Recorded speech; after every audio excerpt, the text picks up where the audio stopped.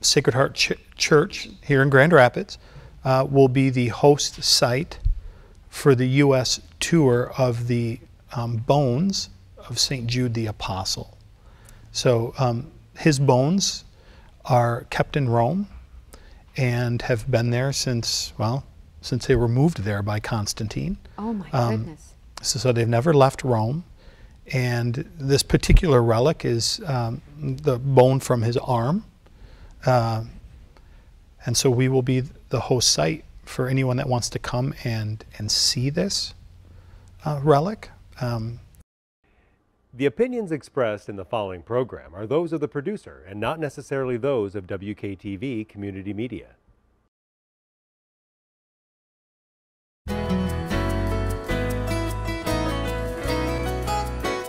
Hello, West Michigan. This is Grand Tap Media Business TV. My name is Pamela Keim, your host. The spirit of the show is to introduce West Michigan to all the businesses, nonprofits, individuals that can help us thrive in our lives. We have a little extra guest here, a special guest, I would say, today. And it's for all you people that are similar to myself. It's kind of searching, maybe wants to reconnect to their spiritual side, as we believe in the Father, Son, and the Holy Spirit. And we might have discovered that in 2020. And maybe you're in a position now where you're looking at your children and say, you know what, I want to connect to a school that might connect better with our values. Well, we have that guest for you today. I want to welcome Michael Tober from Sacred Heart of Jesus, and he is going to share with us today what is so unique about this school and this church and why it's growing rather quickly. All right, welcome to the show, Michael. Thank you, Pamela. It's great to be here. All right, so we connected when David and I were in the same situation during Lent. When we were out of town, we just started to soul search, I guess how people say, and we were once part of the Catholic Church, and then we both were divorced, and we've been married now for 8 years, and we tried other Protestant churches, and nothing against them, but we both realized that, you know what, we just didn't, this isn't a good fit for us. And we went back on Easter Day, we went way back. We went to the Latin Mass because we heard so much about. And all of a sudden, we found ourselves kind of lost, clunky, following the group. But there was something unique about Sacred Heart and in the tradition going back into it. So I want to share, you know, what is so unique now that I'm beginning to discover since we've been back in the church about Sacred Heart of Jesus. Well, it's a special place. It's a unique place. It has a long history in the city. So it does. It was built by Polish immigrants over 100 years ago. So those Polish people built a church that they really wanted to last for generations and generations to come. So it has a rich history. And it's built in a basilica form. I'd like to say that Sacred Heart is one of the landmark churches within the city limits. If you drive down the S-curve, you see lots of steeples, St. Andrew's, the Basilica of St. Adalbert's there off the ford. And if you're coming from Holland, you pick up the twin towers of Sacred Heart. Yes, they're right off the highway, those bronze domes. It sits right next to the zoo, and being a landmark church, it served the city, you know, faithfully for over 100 years. It's recently gone through a revival. So about 10 years ago, so from last time I was there, it was your proverbial city church, whose attendance was being crushed by the growth of suburbia, and the church was practically dying. The school had about 63 students in it. And 10 years ago, we had a pastor come in who made some significant changes, some bold changes. And since then, the church is seeing a huge revival. So the school today has 400 enrolled students. And the parish, the church is serving over 600 families. Well, I was going to, when we returned to the church, I used to go to Sacred Heart of Jesus on Easter and stuff because it was mostly elderly people, and everybody knew that there was a problem because I think even people weren't living in the community that were going to their local church, which we all experienced back when we were younger, right? Right. Most people went. I went to Saint John's, Vianney, and I lived in Wyoming. And I walked in there at the Latin Mass, and you guys went way back, so you're going to share a little bit about that. All of a sudden, I just went, oh my goodness. Yeah. And what exactly is happening? Like you said, it's been a revival. So there's people all over West Michigan that come to Sacred Heart of Jesus. They do. Is that correct? They come from all over. So as far away as Ludington, Middleville, Dorr, Michigan. Right. I would say primarily most of those that attend our church are within the greater Grand Rapids area. So between 20 and 25-minute drive, but we still draw people from the greater Lakeshore areas, Right. South toward Kalamazoo, out past Alto, the Lowell area. So the uniqueness of the church, and I guess the preservation. You mentioned some of the older I mean, it form looked of the exactly Mass. the same. It does. Those churches are so gorgeous. The Basilica and all that. When you go in, it's kind of sad that they were struggling because all of the donations that the parish the parishioners gave, and you walk in there and you don't go to churches aren't like oh wow like that anymore. And currently this church is going through a restoration. So after little over 100 years, this revival has brought the church community to a place where they're restoring the church in the way that our forefathers had built it. And so there's a great emphasis on beauty and how beauty is attractive to people that are searching for God. And whether that's in the musical form or through the architecture, that seems to resonate well with people. And I guess maybe in a society that isn't real concerned so much about that anymore. Everything's so fast-paced. Exactly. You have to have it now. And this is I think we're demonstrating that there are still many, many people in the world today that are hungering for something that's more transcendent, you might say.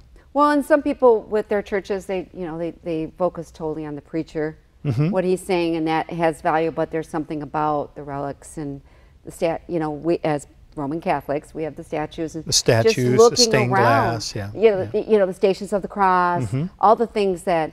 All right, you guys with the Latin Mass, and please share your role. What are you experiencing? People such as myself, I'm sure you see other people going. It's like, you know what, as you mentioned yesterday, I want to talk about this statement. Michael, you help people understand the Latin Mass better, and that's what David and I are doing in this, I think it's 8 weeks that we're going through this process. And you said something yesterday, and I want to cover that. You said a lot of people are just, don't rest in the dissatisfaction of Christ. And I was totally blown away. Nobody's ever said that to me, and I think that it resonated with me. What caused me to, it's like, it wasn't serving me, I'm not getting fed every week. And I was totally like, why am I just first hearing about this? Sure. So share a little bit what you do there and what you're seeing when people coming want to go back into church. My position at Sacred Heart is, my official title is I'm the Director of Religious Education. So my role is to assist the pastor in his mission. I primarily do that by teaching. So that's one of my first responsibilities, is to organize, direct, and teach the adult courses that we offer. And then I also oversee all the sacramental preparation in the church. So from the young children all the way up. It is. It is a lot, but it's an enjoyable work. You know work. a lot of people, don't I sure you? do. I do. I know almost everybody that's there. So in one sense, you might say my directorship is one that assists the pastor in his vision for his flock. And that can be demanding. You're referencing the class you're in, right? That I'm actually teaching. And the point I was making last night that struck you is just oftentimes people will attend church thinking they'll get something from it. And we've sort of lost that notion that when we encounter God, that we are sort of called to Him to give Him our heart. And oftentimes prayer can seem dissatisfying because we feel like we're not getting whatever it is we want. Right. And so there's a relationship aspect with God that you work on. I think I was making the point that we're a culture that's used to just almost getting everything right out the window. We can drive through and get our food. Like Amazon. We go everywhere. And so it doesn't quite work that way, especially for Catholics, when our form of worship is liturgical. It's comprised of things like chant, rich symbols, and things that affect the senses. So sometimes when people come in and experience Sacred Heart, oftentimes they can seem a little disorientated. What's happening? But also, my experience is that many of them are attracted to it as well, because it speaks to the way they're made and the way that we come to know things, which is through our eyes and our ears and what we smell and taste and touch. And so, well, you did say that you know, sometimes, you know, it becomes social, the church, and not, not the holiness. Sure. And the religious. And I think I struggled with that too. Yeah. And I hear this a lot with the mega church that we are part of, a lot of former Catholics. And they, one of the number one comments they make, I just wasn't getting anything out of it. I wasn't just getting anything out of what he was saying. And I fell into that too. And then when I went back to Sacred Heart, it was just like, there's more to the Catholic Church in which people experience when they get there. They're like, wow, you know, up and down. There's all kinds of things. That's their joke, right? Yeah. And I think that's cute. But there's more. There's like a holiness. There's a history. There's a reverence. There is. And there's you know, we do our we have things that we practice. Yeah. I guess, what am I saying when I say there's certain things that we do that kind of unites us, if that makes sense? It does make sense, yeah. It makes perfect sense. And what are you seeing when people coming to you and, you know, saying, Michael, I just feel like I'm going to come back, but like me, walk into a Latin Mass, why is that growing so much? Because people laugh, that former Catholics, oh, I wouldn't want to go back to a Latin Mass. I'm like, no, it's incredible. Well, I'll speak from my own experience. I didn't grow up with it. I didn't either.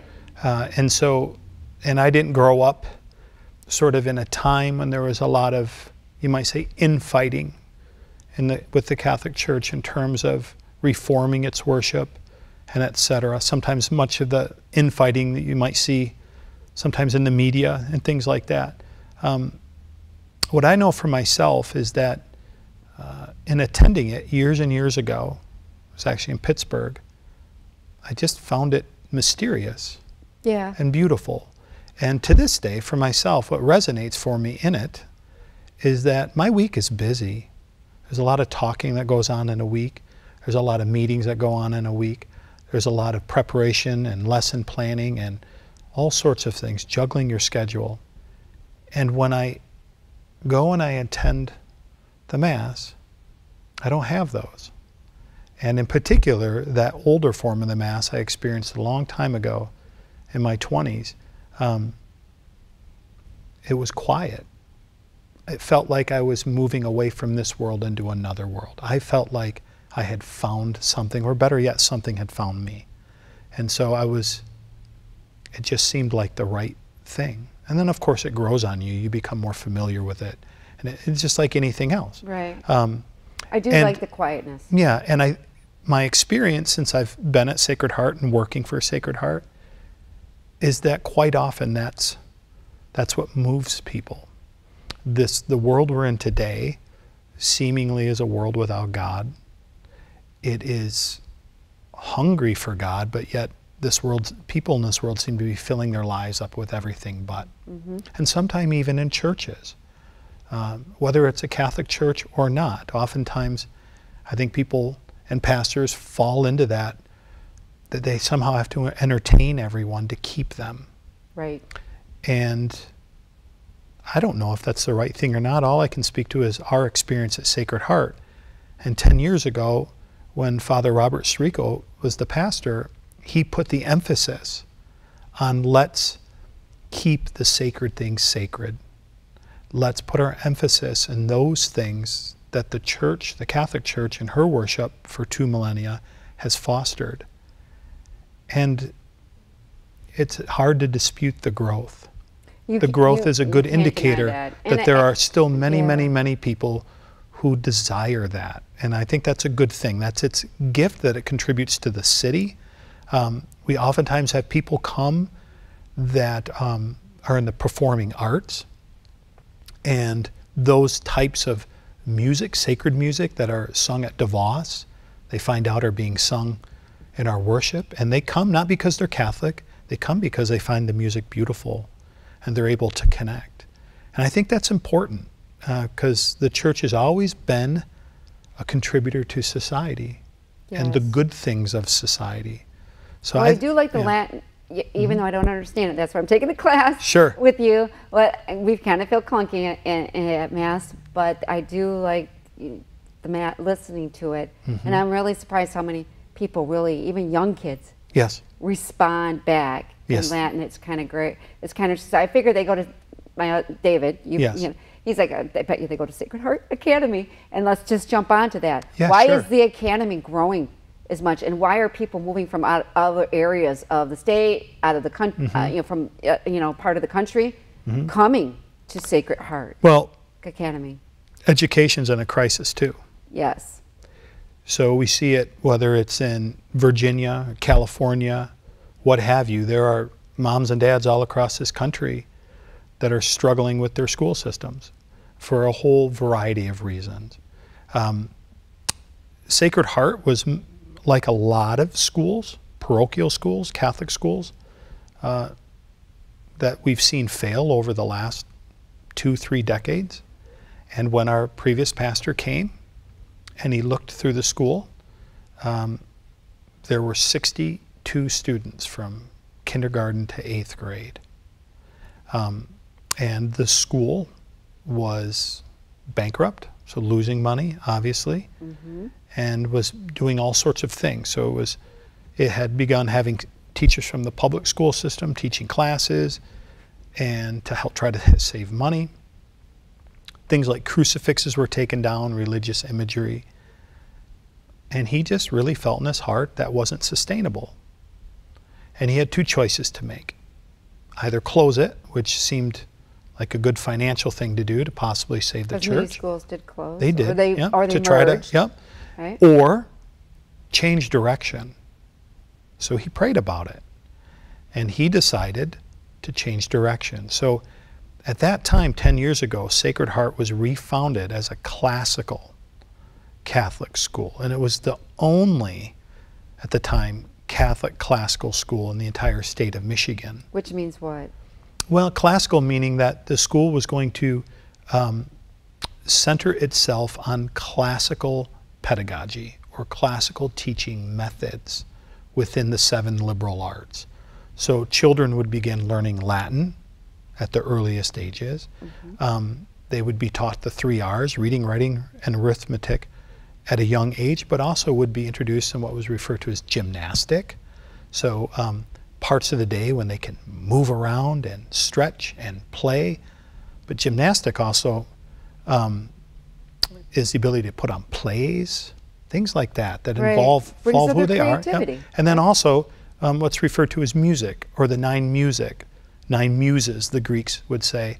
And those are things like poetry, looking at the stars, astronomy, epic poems and memory, history, dance, all those types of things. And so the school embarked on this, this way of pedagogy, right? So not just didactically teaching where a teacher stands up and teaches, but bringing them into seeing the world around them first as a whole and delighting in the wonder of it and being given the space and time to do it as then we work them through. So Sacred Heart students have, eventually they end up with a very rigorous academic schedule, but I would say their educational atmosphere is one of wonder and delight in the things that God has made. And then it's filled in with the great things that the West has always taught, meaning the Greeks and the Romans. My son right now is a senior there, and they're at a place where they can read Cicero in Latin. So the purpose of studying Latin is so that eventually the student can read the works that these contributors to Western thought gave, not someone else's idea. Correct. right? But to actually read their thought and learn from these people, whether it's Cicero or Augustine.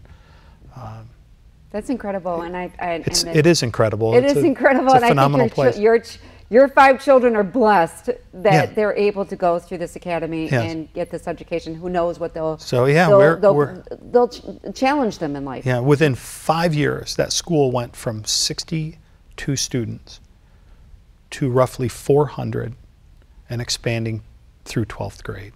I think this is incredible. And so, I yeah. just love the success. I had my son went to Catholic Central, Mm-hmm. and I sent them to Catholic Central instead of West Catholic Sure. to learn Latin. Yeah. They only had it at, I think they have it at both now, I'm not sure, but I just said, no, I want Latin because he was going to go into fields of work that Right. would need to get that, Latin down, like the Yeah. sciences, Yeah. and things like that. So incredible, and I love, at Mass, I love seeing the families. They're just so adorable. Yes. And I love watching the young kids respond back in Latin. It almost makes me teary-eyed, Yeah.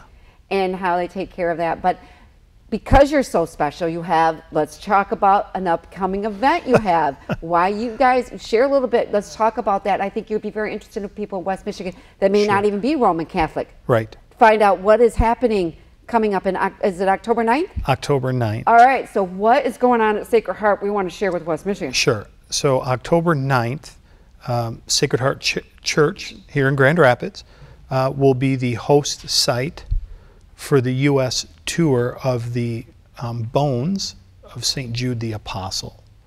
So his bones are kept in Rome and have been there since they were moved there by Constantine. Oh my goodness. So they've never left Rome. And this particular relic is the bone from his arm. And so we will be the host site for anyone that wants to come and see this relic. So how will that work? Is it going to be it's not going to be on the old? It's pretty exciting. It's actually in a what's called a reliquary. Okay. It's something that actually holds the object. This is a few hundred-year-old reliquary. It was hand carved. It's of an arm that you can actually see in, like a little window where the bone is in. And the hand looks like what you'd see from really classic Christian iconography of a priest or a bishop blessing. If you remember, Jude was he was ordained by Christ, right, and was one of the 12 apostles. I just can't believe it when you were sharing this with me on the phone, and I was kind of like, oh, okay, great. And you're like, no, Saint Jude, yes, the apostle, so, from Christ. I yes. went, oh, yes. oh. So I think what's really unique about it is the universality. So if you're a non-believer, but you're just interested in history, and you're interested in things that you would find unique in a museum, the fact that a bone from an apostle of this size will be here in West Michigan, it's extremely unique. It's a priceless piece of historical artifact. So anyone that just has an interest in that can come and see it. I think from the Christian perspective, from those that aren't Catholic or of Eastern Orthodox or Eastern Catholics, there's still an interest from the sense that this is an apostle. Correct. Yes. You think of like Ezekiel and the dry bones. There will be a day when that bone resurrects. Okay, so it's one day. It's from 10 it's one day. 10 to 9? Yes. It is from 1 p.m. in the afternoon. That's when the doors open. Okay. Anyone can come. We'll have plenty of people there giving direction and ushering people to make sure everyone can come through and see the relic, venerate the relic. There will be access for handicap in the church that's clearly marked with people helping handicapped people and elderly people that have a hard time moving will be given the middle aisle. They can stay with the relic as long as they need to. What do you think the Vatican, what do you think the Vatican was looking for to release this or to the public? Come to America, go through the tour. Are they looking forward to some revival or? Well, I'm looking for a miracle. Sure, I won't kid you. It's an ancient form of piety among Christians. So if we go to the book of the Acts of the Apostles, there's a reference in the Acts of the Apostles when Paul went around preaching the early Christians would take off and rip some of his clothing. And then they would go to their own town with the relic of Paul's clothing, just his clothing. Right. And they would lay it on the sick, and the sick would be healed. That's really fascinating. So that's the biblical reference to relics, but we also have reference to the care of them. John the Baptist, after being beheaded, the Jewish people went and took his body, and they buried it discreetly, but they knew where he was buried. Right. And they would have went to that place as a place of veneration. Are you excited? I'm extremely excited. And how many people do you think are you expecting? Between 1 o'clock and 10 o'clock, we're probably expecting at minimum roughly 5,000 people for the day. How exciting is that? You know, It's and extremely exciting. You know what? So, all right. So, anything else you'd like to share? Because you're going to be wrapping this up. Because I know you have to pick up kids. You mentioned that you have children waiting for you at Sacred Heart Academy. Yeah. Well, how can they reach you for more questions? They want to bring, a bus full of people. Sure. Are, how's that going to go? They're going to be able to just walk into the church. Will it be escorted in? How's that? Because for protection, does that make sense? You guys are like how can they find out more about it? Yeah. In other words, well, we're accessible online. You just Google Sacred Heart Church, Grand Rapids, and we have a very easy website. It's extremely accessible. So you can find out anything you want just by doing that. We live in the Google age. So that's very easy to do. There will be links on there that have reference to this event. There will be links on there that have reference to an event we're doing next year when we celebrate the life of Palestrina, who was a composer. An entire year of musical concerts in our church by choirs coming from all over the world, the Tallis Scholars from England, and even you can find out more about that, how you can come and hear this music that was composed 400 years ago. So it's a wonderful place. It is. We can go on, and this can go on for another 2 hours. All right, I just want you to leave something for people such as I myself that was struggling Catholic, maybe went through a divorce, maybe remarried, right? Done some things from the church, but they just feel like, they have this urge. I want to go, but I feel like I'm too far gone. Does that make sense? Or they're too struggling, or they don't know how to get back.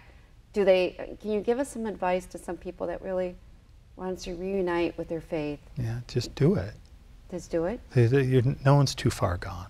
Yeah, that's probably true. You might think it, or you might think, you know what, it's going to be too hard, but it really hasn't been hard at all. No. To get back in. I don't know who watches the show, or where they are, or what their denomination is, or not. But God loves us. That's not cliche. I know. He loves us. And that sometimes that's hard to believe, but it just takes that initial step, just to take that step. And whether it's Sacred Heart or somewhere else, there are always people that are willing to help.